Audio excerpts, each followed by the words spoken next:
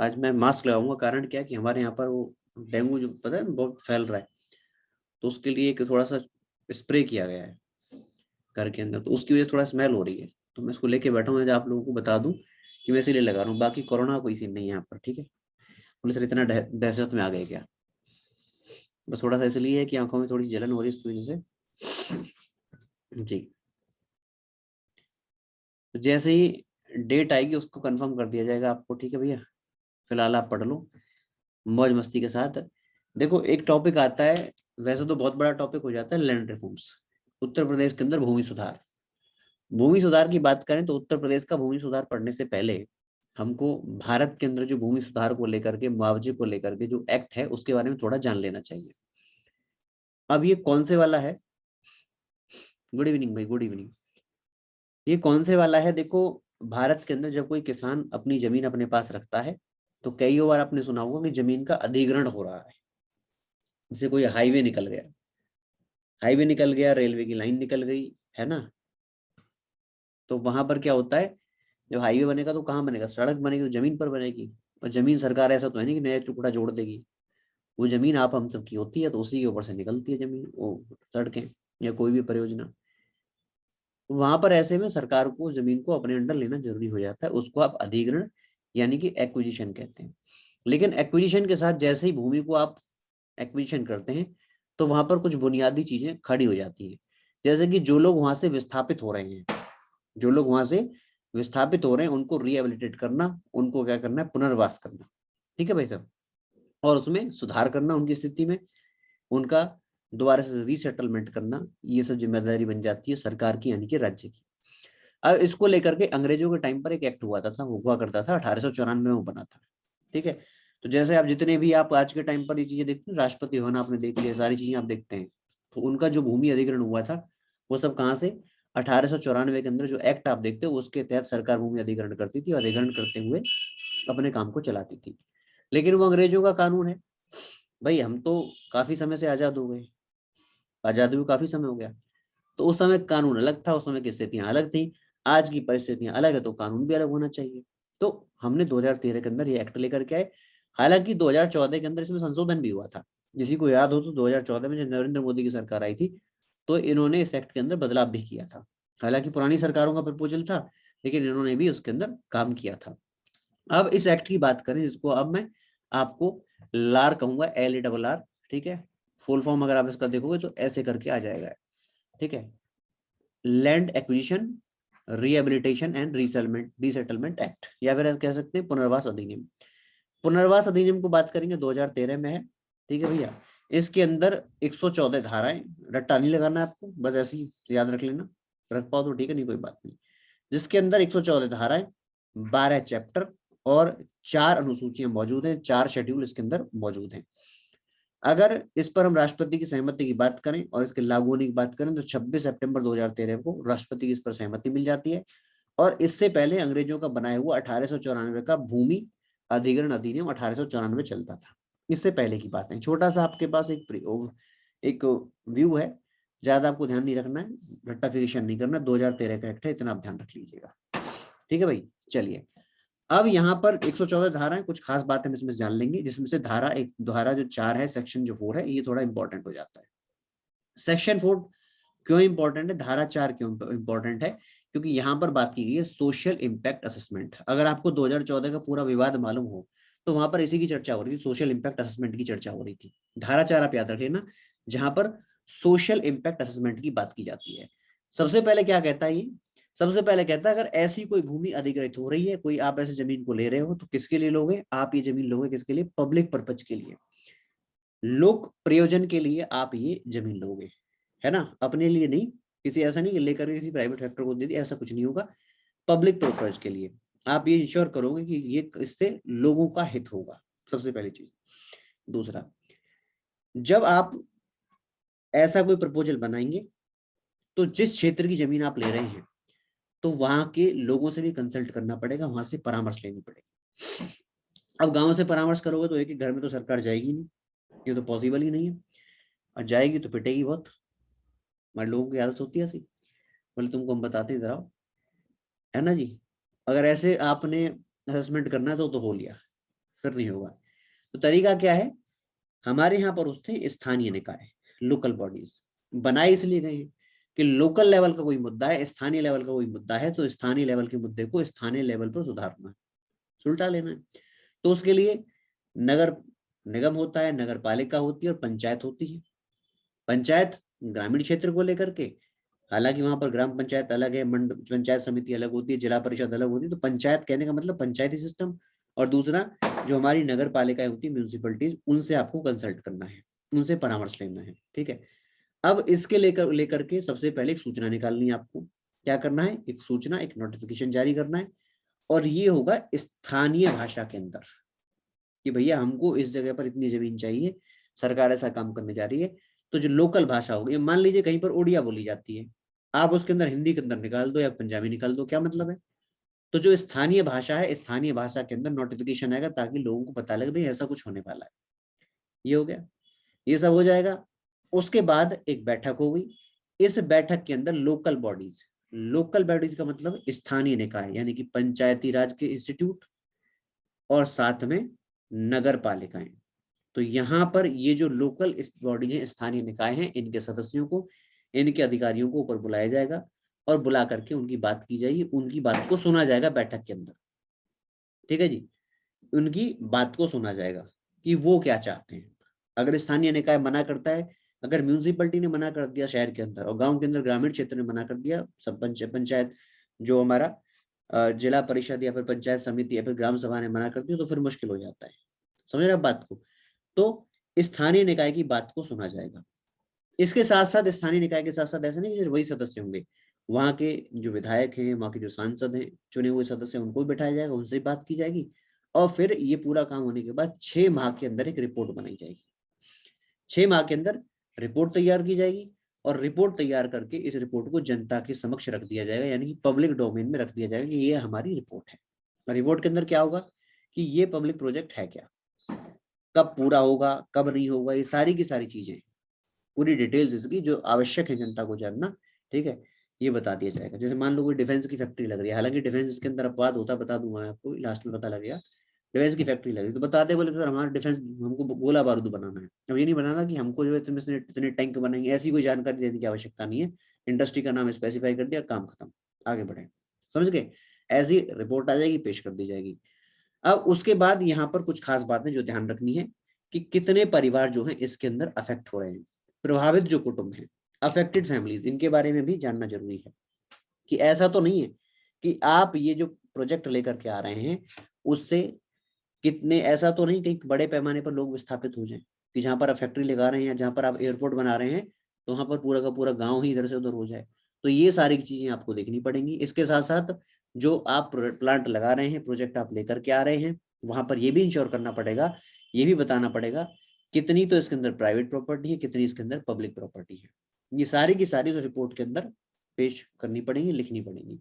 इसके साथ साथ ध्यान रखना जो रिपोर्ट होगी वो स्थानीय भाषा में होगी, ये जरूरी है। आप बाकी इंग्लिश में करो, बात अलग है, लेकिन लोकल लैंग्वेज, जो क्षेत्र की लोकल लैंग्वेज होगी, वो लोकल लैंग्वेज के अंदर, ये भाषा में, लोकल लैंग्वेज में ये रिपोर्ट होगी होगी। और बाद में जब पूरी रिपोर्ट तैयार हो जाएगी तो इसको कहां पर, वेबसाइट के ऊपर अपलोड कर दिया जाएगा।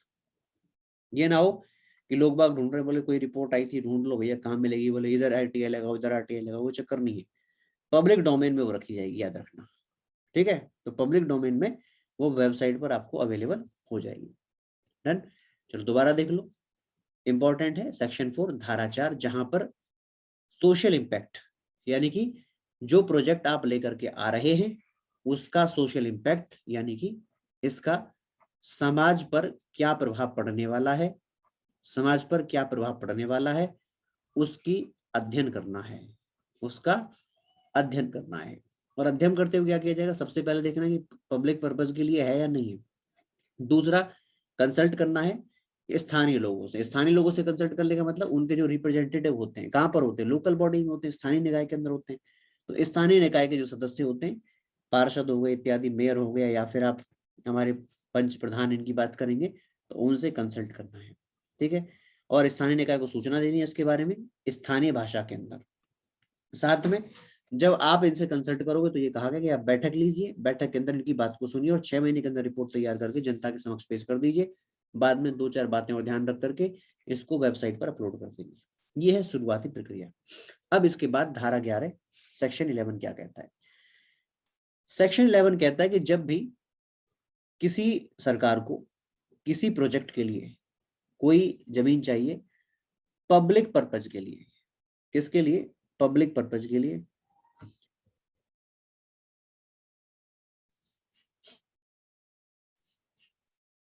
अभी ऐसा कुछ नहीं है भाई, वो रुक जाओ, वो बाद की चीजें हैं। चौधरी साहब आप जो क्वेश्चन पूछ रहे हो ना, अभी रुक जाओ, उसके लिए भी अलग अलग कानून है। आइए, तो यहाँ पर पब्लिक पर्पज के लिए अगर कोई जमीन चाहिए तो उसका नोटिफिकेशन निकालो, ठीक है, और डिटेल्स भी देनी पड़ेंगी आपको। कहाँ पर? आपको राजपत्र में, ऑफिशियल गैजेट में। ये तो ऑफिशियल गैजेट तो आप जानते होगे ना, वो पत्र, वो अखबार, सरकार का वो अखबार जिसके द्वारा सरकार के निर्णय आपको हमको पता लगते हैं। इसके साथ साथ ये तो कौन पढ़ता है, कौन जानता है राजपत्र? जो पढ़े लिखे लोग वो जानते हैं। और उसमें भी अपनी क्लास के अंदर कहता हूँ ना कि पढ़े लिखे लोग वो ऑफिशियल गैजेट, तो वो घबरा जाते हैं, बोले सर ये क्या कह रहे हो आप, ऐसा होता है। तो उनको एक बात ध्यान रखना कि इसके साथ साथ ये भी कहा गया है कि 2 दैनिक अखबार जो डेली न्यूज़पेपर है, और वो भी कौन से वाला, जो स्थानीय भाषा के अंदर है। और इसके साथ साथ ये भी कि वो उसकी अच्छी खासी जो है ना पब्लिसिटी हो, ये ना हो कि 4 लोग उसको खरीदते हैं उसके अंदर छपा के आपने बांट दिया। लोगों तक उसकी पहुंच भी होनी चाहिए, क्योंकि ऐसे स्थानीय भाषा में अखबार बहुत आते हैं, आपको पता भी होगा। हर हर जगह, हर जिले के अंदर 10-15 अखबार आपको ऐसे मिल जाएंगे, तो उनकी बात नहीं कर रहे, तो समझ में आ रही है ना? तो लोगों तक उनका एक्सेस होना चाहिए, लोगों तक वो पहुंचता हो, तो ऐसे डेली न्यूज़पेपर के अंदर उसको आपको छपवाना पड़ेगा। ठीक है भाई साहब, चलिए। बाद में जो सरकार की वेबसाइट है उसके ऊपर आप अपलोड करवा देंगे। ये कुछ बातें हैं किसके संदर्भ में, जब कोई जमीन सरकार को चाहिए। लास्ट में देखो, जब आप कोई जमीन लेते हैं तो ग्राउंड पर अधिकारी आएगा, पैमाइश इत्यादि करेगा, ठीक है। साथ में जिसकी जमीन जा रही है उसका नाम भी लिखा जाएगा। अरे भाई, जिसकी जमीन जाती है उसका नाम भी लिखा जाता है, आपने देखा होगा कि ये पर्टिकुलर से, कभी आपने देखा होगा ऐसा नोटिफिकेशन। तो उसमें जो भूमि का मालिक है, मेरी बात को सुन रहे हैं आप, मैं क्या कह रहा हूँ, कोई नोटिफिकेशन आया कि हमको इस जगह की जमीन चाहिए, तो बाद में अखबार के अंदर, गैजेट के अंदर जिन जिन की जमीन जाती, कभी देखे ना आप, उनके नाम भी आते हैं कि ये लोग हैं। अगर किसी व्यक्ति को कोई आपत्ति है तो ये कहा गया कि 60 दिन से पहले आप जो है ऊपर जाकर के अपील कर दो, कलेक्टर साहब को बोल दो और बोल दो कि भाई हमारी ये तकलीफ है। तो कहने का मतलब ऑब्जेक्शन व्यक्ति रेज कर सकता है, भूमि का मालिक, ठीक है। अब जब ये हो जाएगा तो जो एडमिनिस्ट्रेटर है, जैसे कि जिले के अंदर कौन होता है, डीएम साहब, कलेक्टर साहब।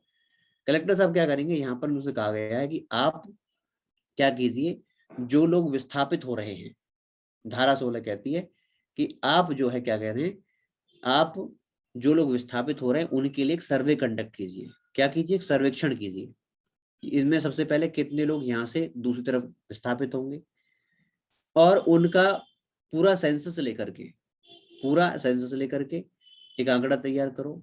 इसके साथ साथ जो उनकी चल अचल संपत्ति, मूवेबल और इमूवेबल जो लैंड होगी, जो भी वहां से अफेक्टेड फैमिलीज की है, उसकी पर्टिकुलर बनाइए।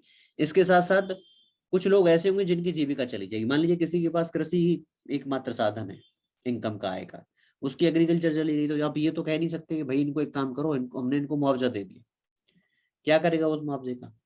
यही प्रैक्टिकल बात होती है। मान लीजिए किसी किसान को वैल्यू नहीं पता जॉब की, पैसे की, उसको इतना पता है कि मैं क्या करता हूँ, मैं जमीन से कमाता हूँ और खाता हूँ। अब आप कहने को उसको 1 करोड़ दे दो, लेकिन उसको 1 करोड़ की वैल्यू तो पता होनी चाहिए। कहने का मतलब, वो तो ठीक है उसकी आने वाली पीढ़ी, उनके लिए आपको रोजगार सुरक्षित करना पड़ेगा, तो इसके लिए आपको ये भी देखना है कि इससे जो है जीविका के ऊपर क्या इम्पैक्ट पड़ने वाला है। जिनकी जमीन चली जाएगी उनके ऊपर क्या इम्पैक्ट पड़ने वाला है, उनके नौकरियों पर, सीधी सी बात है, उनके काम पर। नौकरी तो आप नहीं कह सकते। उसके साथ साथ पूरा जो क्षेत्र है उसके अंदर कुछ पब्लिक यूटिलिटीज होती है। पब्लिक यूटिलिटीज यानी कि कुछ ऐसी जन सुविधाएं होती हैं जो सभी के लिए अवेलेबल है। जैसे कहीं पर कोई पानी की टंकी है, बड़ी बड़ी टंकी आप देखते हैं, या कोई सरकार ने प्लांट लगा रखा है, या कोई सरकार की बिल्डिंग है, गवर्नमेंट बिल्डिंग है, तो इन सब की भी लिस्ट बनानी है पूरी की पूरी। और साथ में कोई इंफ्रास्ट्रक्चर फैसिलिटी है, उन सब की भी आप लिस्ट बनाएंगे। ठीक है जी, ये सब काम करने हैं। और ये सब काम करके क्या करना है, पूरी रिपोर्ट बनेगी और साथ में जो है बाद में जो स्कीम होगी, रिहेबिलिटेशन की जो स्कीम होगी, उसको रिव्यू किया जाएगा। और रिव्यू करने के बाद जो कलेक्टर साहब हैं, इसको पूरा का पूरा सुझाव बना करके जो पूरा भूमि अधिग्रहण हो रहा है, उसके जो कमिश्नर हैं, उसके जो आयुक्त हैं, उनके कमिश्नर को, उनके आयुक्त को दे दिया जाएगा।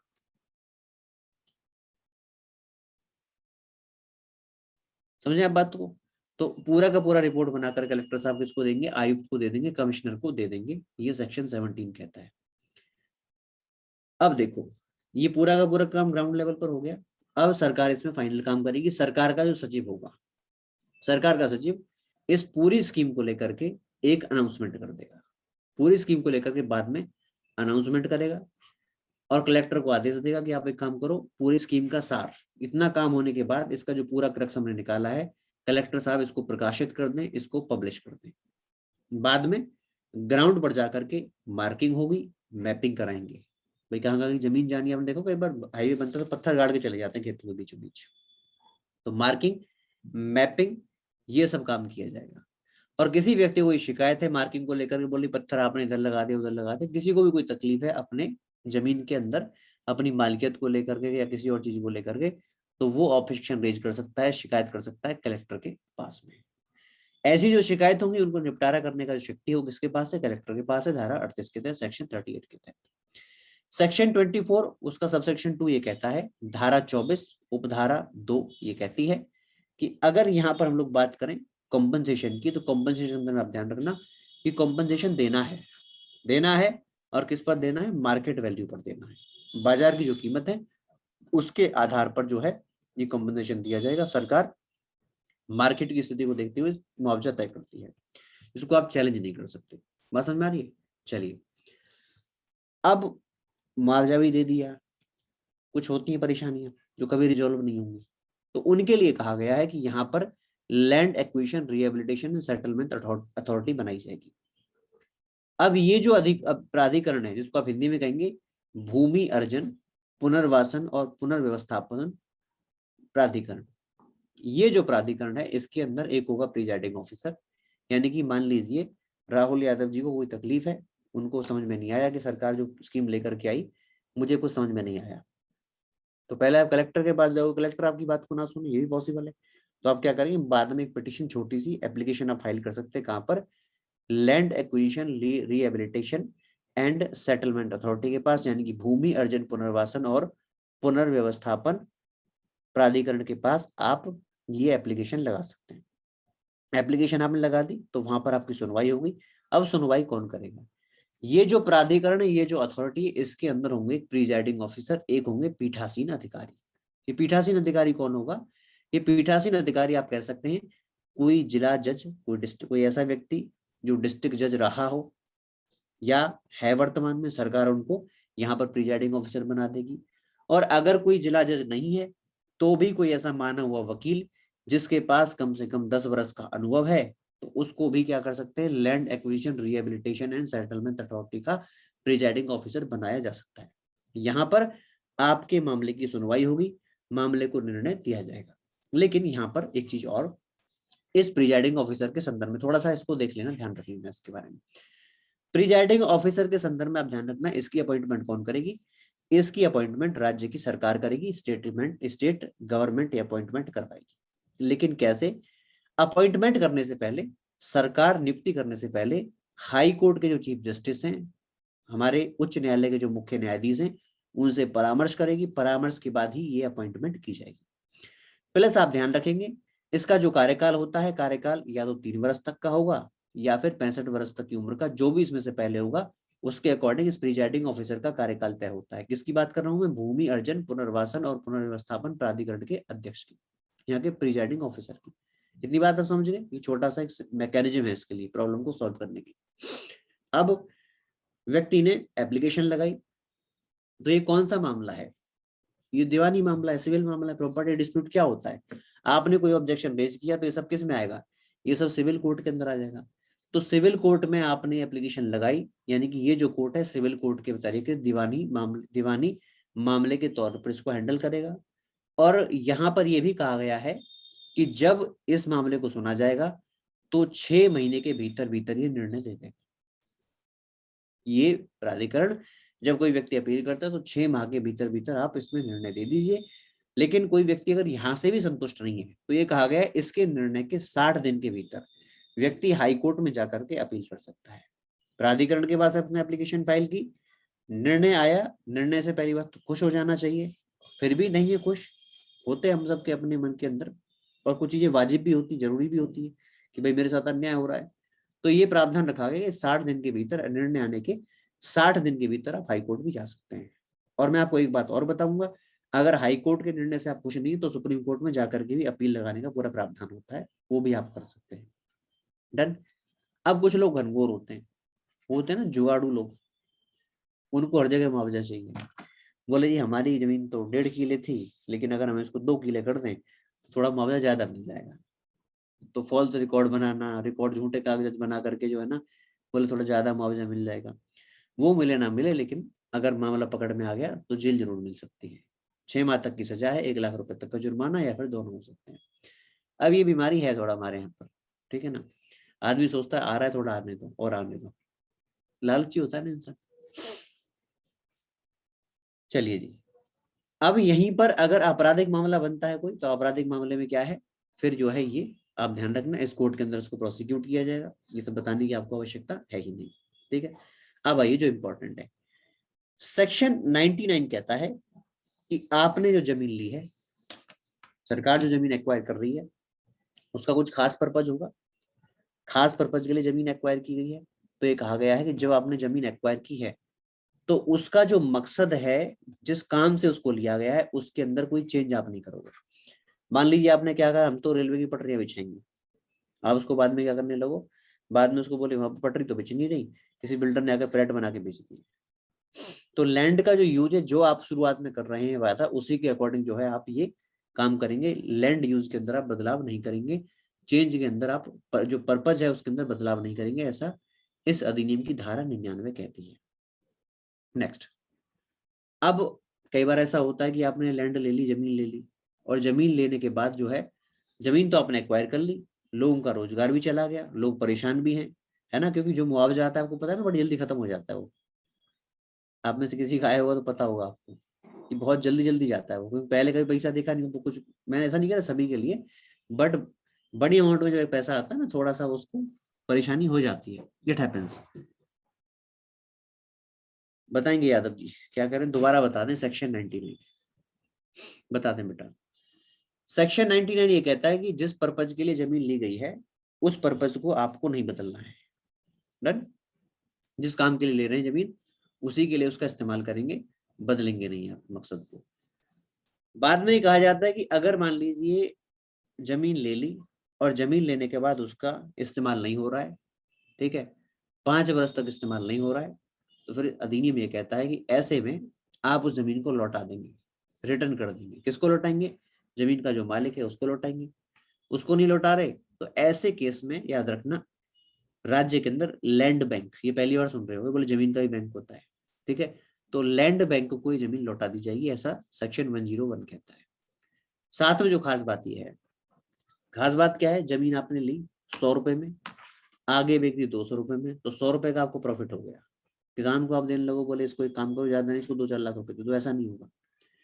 जो आपने इसके अंदर प्रॉफिट कमाया है, क्योंकि आप जानते हैं ना कि जब जमीन बंजर है तो कोई वैल्यू नहीं है उसकी, खरीदने वाला कोई नहीं है, कुछ नहीं रहा उसके ऊपर। लेकिन जैसे ही वहां पर कोई डेवलपमेंट काम होने लग जाता है, विकास का काम होने लग जाता है, तो रेट तो बढ़ जाते हैं ना भैया। जब रेट बढ़ जाते हैं तो फिर वहां पर थोड़ी सी परेशानी हो जाती है। और यहाँ पर ये क्लॉज बनाना भी जरूरी है। कारण क्या है कि लोग भी बड़े अच्छे हैं, कि लोगों से जमीन किसी रेट पर लेंगे और आगे किसी और रेट पर फॉरवर्ड कर देंगे, बड़ी समस्या हो जाती है। तो उसके लिए धारा 102 ये कहती है कि जितना आप इस जमीन की वैल्यूएशन बढ़ा दोगे, जितना आप उसके अंदर प्रॉफिट कमाओगे, उस प्रॉफिट का 40% जो है ना, वो किसको देना पड़ेगा? वो मालिक को देना पड़ेगा। याद रखना, मान लीजिए आपने किसान से जमीन ली 1 लाख रुपए में, आप कहते हैं उसकी वैल्यूएशन 1 लाख रुपए है, आगे जा करके आप उसको 2 लाख में, मतलब छोटा रूप तो 100 रुपए में ली, 200 रुपए में आप बेच रहे हैं, 100 रुपए का आपको प्रॉफिट हो रहा है, तो 40 रुपए जो है ना इसमें जो प्रॉफिट में से वो आप मालिक को देंगे, वो जरूरी है। बाकी 60 आपने इतना काम किया, डेवलपमेंट किया, तो वो अपने पास आप रखिए, लेकिन इतना आप देंगे ही देंगे। तो ये धारा 102।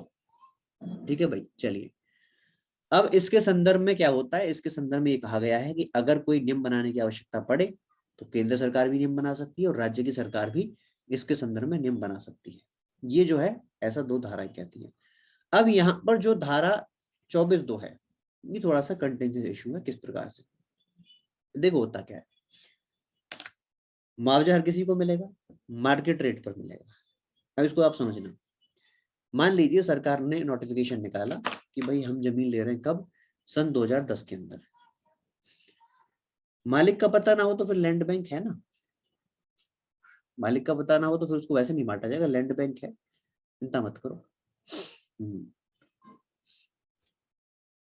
अब सुनिए, मान लीजिए सरकार ने 2010 में कहा कि हम किसी जमीन को एक्वायर करेंगे, 2010 में हम किसी जमीन को एक्वायर करेंगे।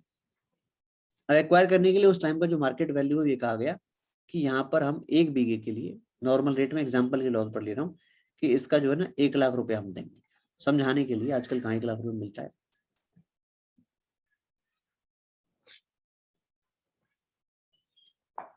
उसकी कहानी बताएंगे अल्फाज अली, थोड़ा सा रुको जरा। यहाँ पर कहता है 1 लाख रुपए, सरकार ने कहा कि हम आपको 1 लाख रुपए देंगे। अब किसी व्यक्ति के पास 50 बीघा जमीन है, तो उसको कितना मिलना चाहिए, 50 लाख रुपए मिलना चाहिए। ठीक है, मार्केट रेट, पहले उसकी वैल्यू मान ली 20,000 थी, आज के टाइम पर 1 लाख रुपए हो गई 2010 के अंदर। अब इस पूरे प्रोसेस के अंदर टाइम लगता है, तो सरकार तो इसके अकॉर्डिंग पैसा देगी। लेकिन कई बार क्या होता है ना, जो ओनर होता है वो मामले को लटकाने के लिए एप्लीकेशन लगा देता है। एप्लीकेशन लगा दी कोर्ट के अंदर, मामला आ गया कहाँ पर, 2018 के अंदर, 2020 के अंदर। अब 1 लाख नहीं, अब 1 करोड़ है। ठीक है, तो फिर यहाँ पर कई बार पंगा क्या होता है, बोले हम तो क्या लेंगे, नए अकॉर्डिंग फाइल लेंगे, नई फाइल के अकॉर्डिंग चलेंगे। तो 2014 के अंदर जो अमेंडमेंट हुए थे उसके अंदर यही समस्या थी। बात समझ आ रही है, उसके अंदर कुछ समस्या ऐसी ही देखने को मिल गई थी। ज्यादा हम डिटेल के अंदर जाएंगे नहीं, परेशान हो जाओगे आप।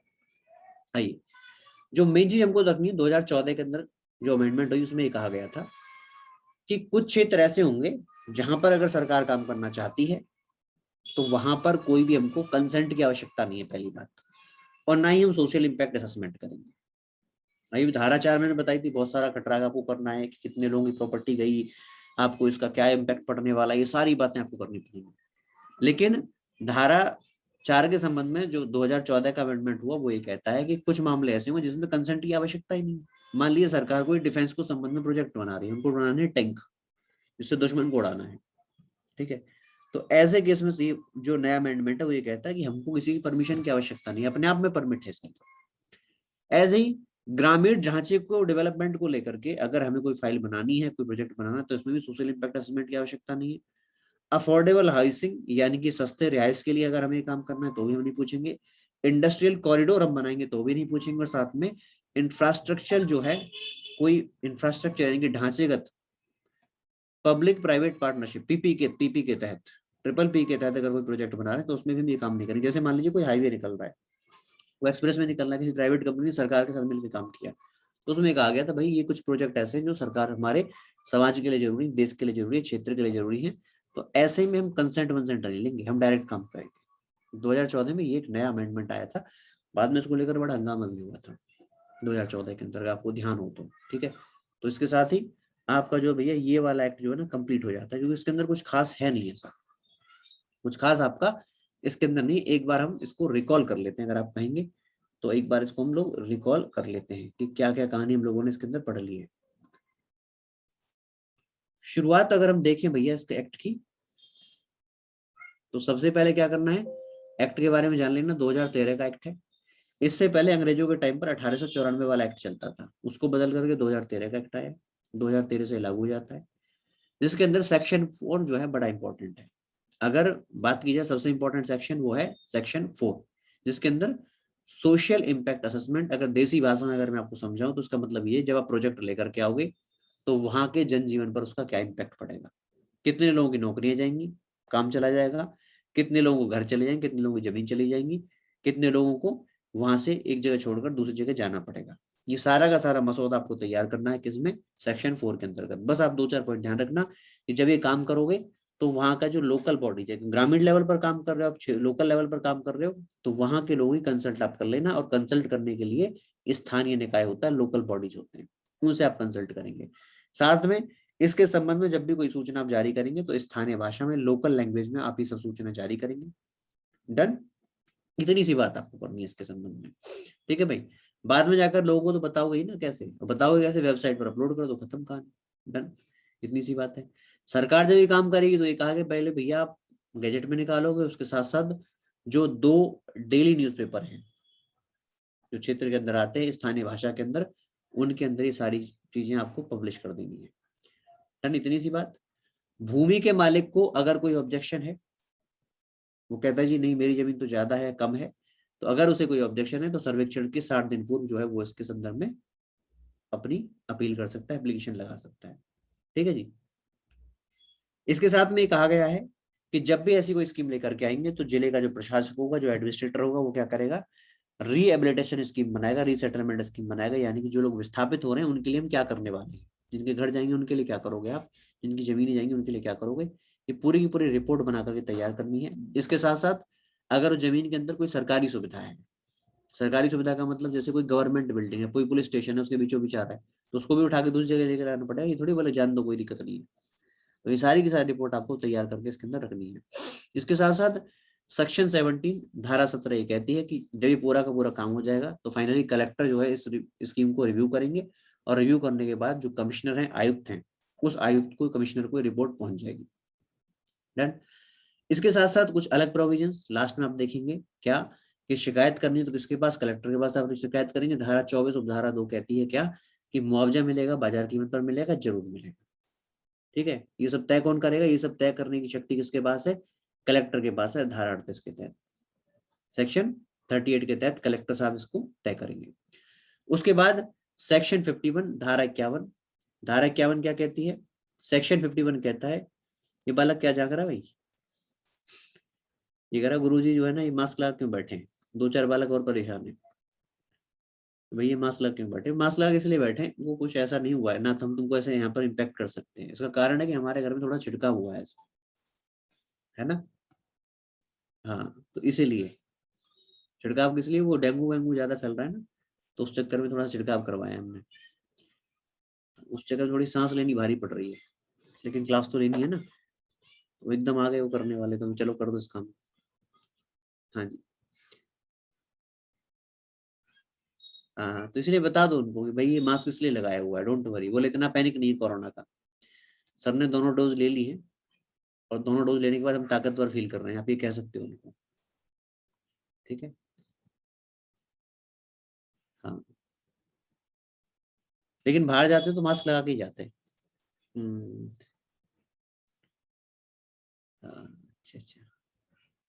समझ रहा है, बच्चा घबरा रहा है। चलिए, तो सेक्शन 51 ये क्या कहता है, ये बात करता है land acquisition rehabilitation and settlement authority की, यानी कि भूमि अर्जन पुनर्वासन और पुनर्व्यवस्थापन प्राधिकरण के संदर्भ में। क्या कहता है, क्या कहता है, ये कहता है कि अगर किसी व्यक्ति को इसमें कोई तकलीफ है तो वो क्या कर सकता है। हाँ जी, क्या कह रहे हो आप, छोटे। हम्म, चलो। हम्म,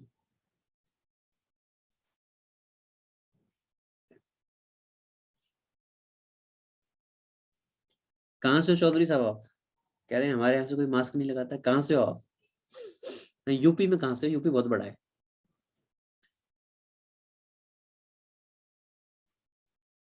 ठीक है जी, भावना सिंह जी नमस्कार नमस्कार।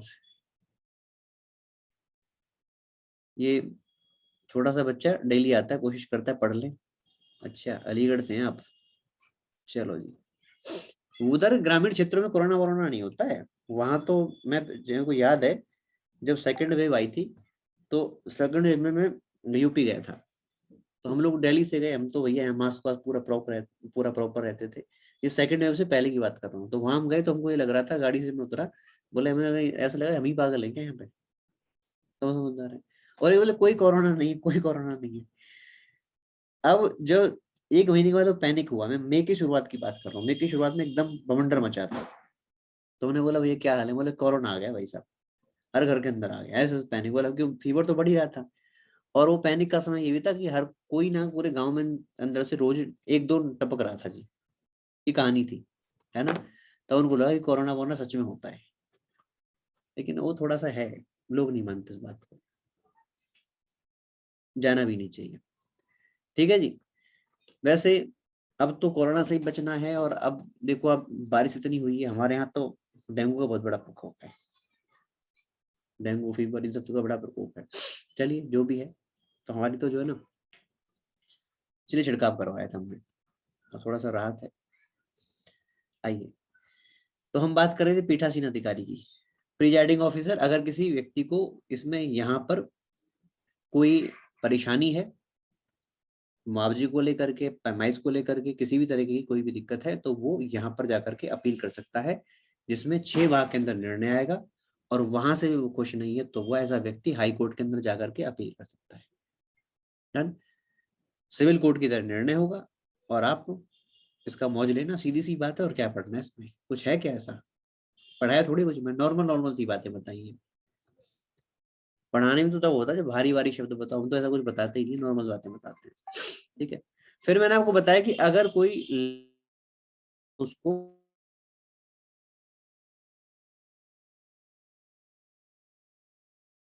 आपको वापस लौटाना पड़ेगा, मालिक को मालिक रखना, उस केस में लैंड बैंक होता है। धारा 102 कहती है कि अगर आपने कोई भूमि अर्जित की है, उसका आपने ट्रांसफर किया है, और ट्रांसफर में आपको फायदा हुआ है 100 रुपए का, तो 40% उसका जो मालिक है उसे दे देना है आपको। ठीक है। नेक्स्ट नेक्स्ट ये है, केंद्र सरकार भी नियम बना सकती है, राज्य सरकार भी नियम बना सकती है। और धारा 4 के अंदर ये कहा गया, धारा 2014 के अंदर कुछ अमेंडमेंट हुए कि अगर इन क्षेत्र के लिए कोई एक्विजिशन होता है, तो उस केस में कोई भी सोशल इम्पैक्ट स्टडी की आवश्यकता नहीं है, कंसेंट की आवश्यकता नहीं है। ठीक है जी। बस इतना ही था ये आपका। अगली क्लास में हम आपको जो उत्तर प्रदेश के अंदर, यूपी के अंदर जो भूमि सुधार हुए, जैसे कि उत्तर प्रदेश के अंदर जमींदारी एबोलिशन हुआ, जमींदारी एबोलिशन, या फिर आप बात करें सीलिंग हुआ। ठीक है। किसान भी अलग अलग प्रकार के होते हैं, तो उन सभी की चर्चा हम लोग नेक्स्ट क्लास में करेंगे। डन। तो अभी आप जाइए, मौज लीजिए, पढ़ाई कीजिए, कल फिर मिलते हैं, और मिल करके कल फिर इस कारवां को आगे बढ़ाते हैं। डन। चलिए जी, बाय बाय।